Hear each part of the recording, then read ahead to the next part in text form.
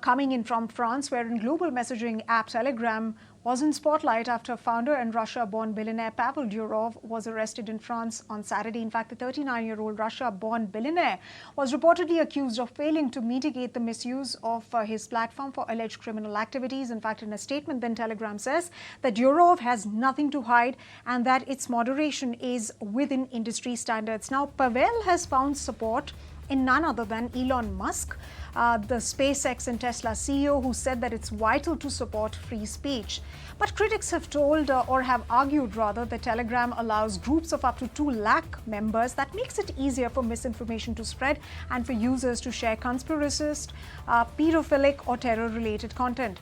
So what to make of this arrest then in light of those arguments that are coming in? Well, to discuss that and more further, I'm now joined by Rohit Kumar, the founding partner at the Quantum Hub, which is a tech policy platform. Thank you very much, Rohit, for joining us here on ET Now. Now, several are claiming that the arrest is politically motivated and it's an attack on free speech. However, there are concerns, perhaps those are valid as well, that the platform wasn't really able to provide effective moderation and it allowed for illegal activities. Would you say the allegations hold water, and what do you really make of the arrest? How do you see it? I think, Sumita, it is a lot of details are not out right away. So it's difficult to sort of come to that conclusion. We have been working on intermediary liability and content moderation for a while now. And, this pattern of governments feeling uncomfortable with platforms has been there for a while. So, for instance, in the Europe, under the Digital Security Act, they're also talking about TikTok being investigated and some other social media platforms about what kind of content is available, how safe is the platform. So I think this may have been a part of a broader development that's been happening. And I'm not sure how specifically, I wouldn't say we know enough to say that this is politically motivated. Right, because the investigations are still going on, Rohit, as we speak. But do you endorse the belief that Mr. Durov's arrest is an attack on free speech? Many are saying that. In fact, Mr. Musk has also spoken about it. I think one thing I make of it is that there was a court order that was already available. So I think, from what I understand, Mr. Durov has also been careful about which jurisdictions he is flying into and flying through, because he has been worried about governments, reacting to his platform's policies. So I think there was already a order that was made out, which is basically that there is a lot of illegal content on the platform, and there is apparently not enough effort to be able to make it safe.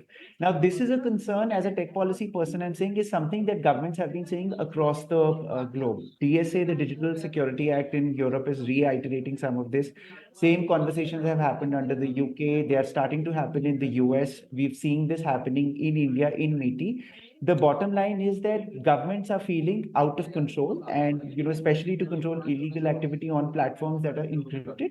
Whereas there is also a legitimate concern from the platform side about, safe harbor, giving users privacy and not letting governments intervene. I think it's a difficult thing to sort of, yeah.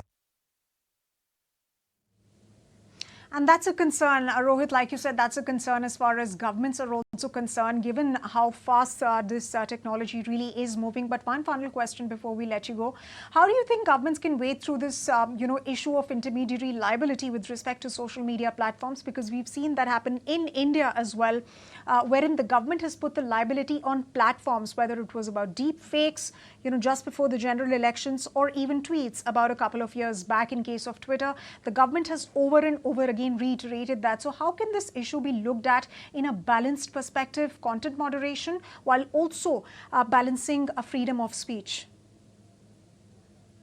Yeah. See, I think firstly, safe harbor needs to be respected. So that I believe very strongly, which is that platforms cannot be held liable for the content that is necessarily being posted on them, as long as they are building in certain process checks and balances to try and keep their platform safe.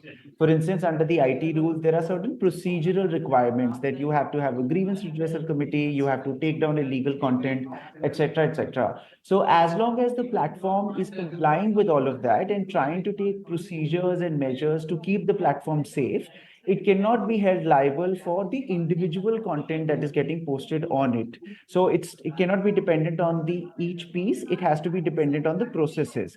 So I think as far as, and that is the direction in which all legislation, like most legislation, seems to be going. The problem happens when some of these requirements are vague, which allow government to misuse those requirements to sort of bully platforms. And I think that's the risk we need to sort of avoid. Absolutely, Rohit, and there are legitimate concerns as far as governments are also concerned, and safe harbor needs to be respected. That's the word coming in from you. But how far can platforms really go? Well, that's a larger debate that we'll perhaps have another day. On that note, thank you very much for joining us and sharing your thoughts with us on Startup Central on ET Now. Well, viewers, with that, it's time's up on Startup Central today. But don't forget to share your thoughts with us at suc@etnow.tv. Let us know what you'd like to watch on the show, and let's co-create this show. Of course, do share your feedback with us. Goodbye, and thanks very much for watching.